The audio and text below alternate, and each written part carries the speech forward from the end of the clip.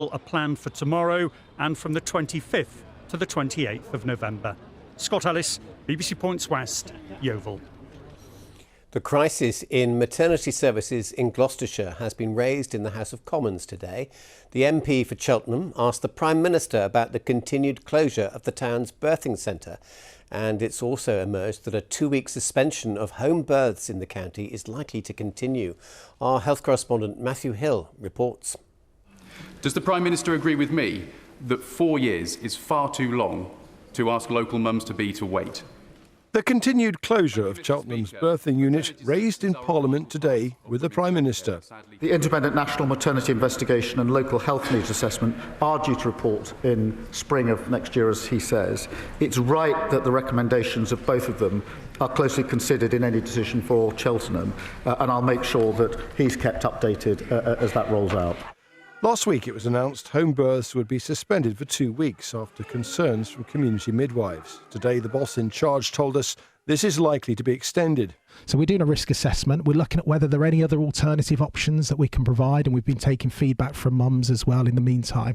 But I think it is possible that we will lead to a longer temporary closure for that service.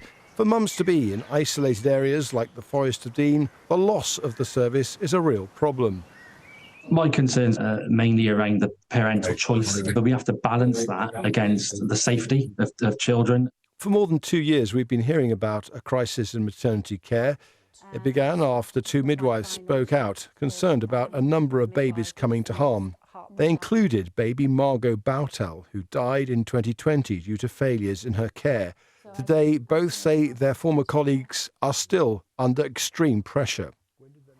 They're telling me that things aren't changing. The Trust say they've recruited an extra 25 midwives since April 2022, though.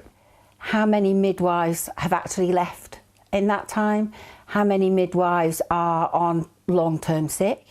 The community midwives are exhausted. There is not enough of them to cover their on-call shift for their own home births, never mind cover the unit as well.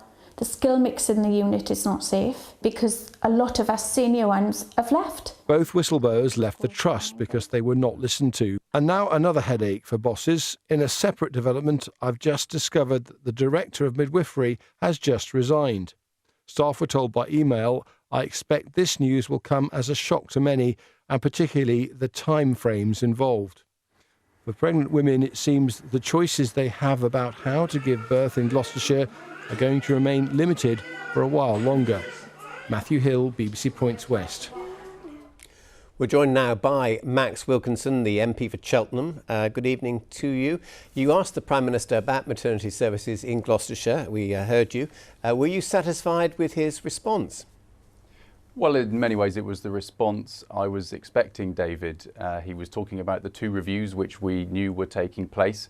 But what I was keen to point out is that a 4-year delay to a decision to reopen a service that was apparently downgraded only temporarily isn't really good enough for the NHS. I think ministers need to be asking tougher questions, and obviously there are the other issues that have been raised to do with home births as well, and staffing issues.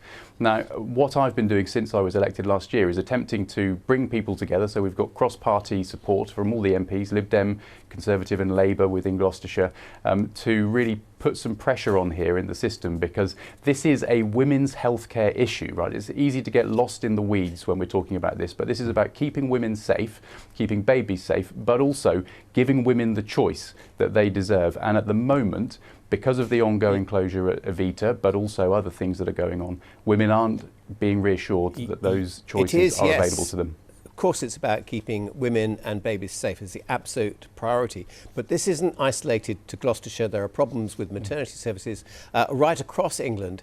And surely it has to be safety first. And if that means that a unit can't reopen, then that's the way it has to be.